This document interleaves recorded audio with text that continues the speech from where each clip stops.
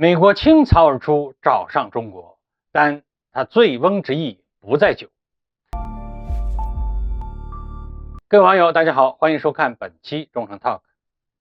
近年来美国始终在亚太地区挑拨地缘冲突，而这一次呢，我们中国外交团队是直接跳开美国，在欧洲开辟了新的外交战场，按我们自己的节奏来办事儿。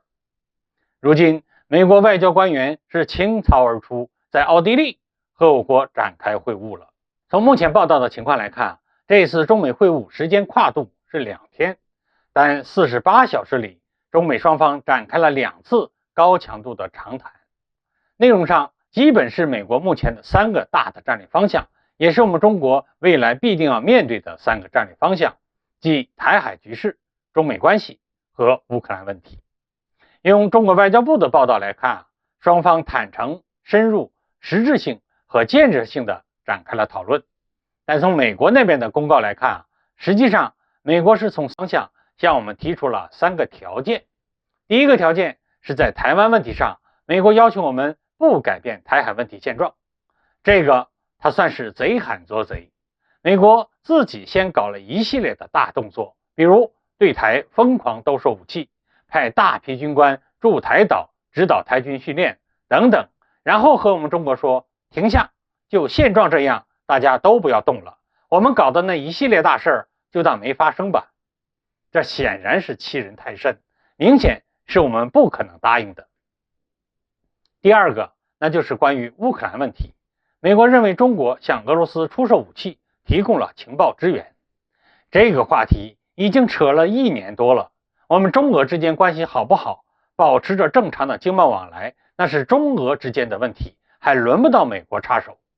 再说了，美国想拖垮整个俄罗斯，让俄罗斯陷入内乱和分裂，世界都看得明白，唇亡齿寒。美国除掉了俄罗斯之后，那下一个目标是谁？自然那是毋庸置疑的。第3个问题，中美关系，美国觉得中国不应该设置先决条件的进行外交对话，得营造出双边对话的良好氛围。这个就完全是属于美国不要脸了。美国打压中国这么多年，中间对话没少谈，每次都是翻脸不认人。美国想用这种前进10步再后退1步的办法来对中国牵香肠，那是不会奏效的。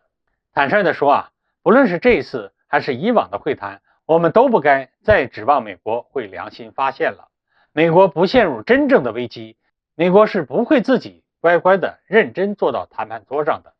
而这一次和以往很多次不同的是在会晤初期，美国对华关系的高官是倾巢而出，如白宫国家安全会议正副主任、国家安全会议亚太事务助理、国务院亚太助理国务卿。美国媒体也是开始大肆炒作，放缓了对华制裁的风头。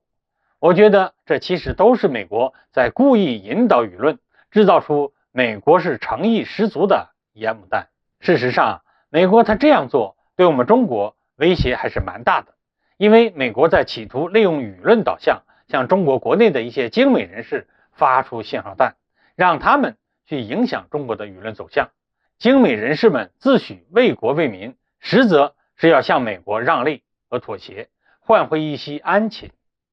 然而今日割5成，明日割10成，割到最后，等中国连反抗的力量都没有了，美国就该对我们下死手了。美国这样的企图必须值得我们警惕。好，各位网友，今天的话题我们就聊到这儿，欢迎各位留言评论，我们下期再见。